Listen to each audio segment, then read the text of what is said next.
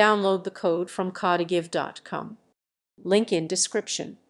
Pagination is a technique used in web development to divide content into discrete pages, making it easier for users to navigate through large datasets.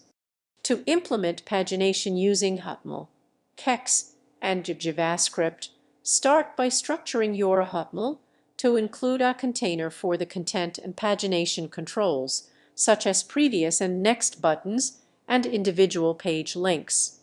Use for styling the pagination controls to ensure they are visually appealing and user-friendly. This might involve setting up a grid or flexbox layout to arrange the pagination buttons neatly. Once the structure and styling are in place, employ JavaScript to dynamically manage the display of content based on user interaction.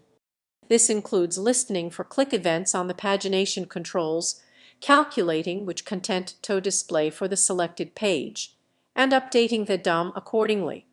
By combining these technologies, you can create a seamless and efficient pagination experience for your website visitors.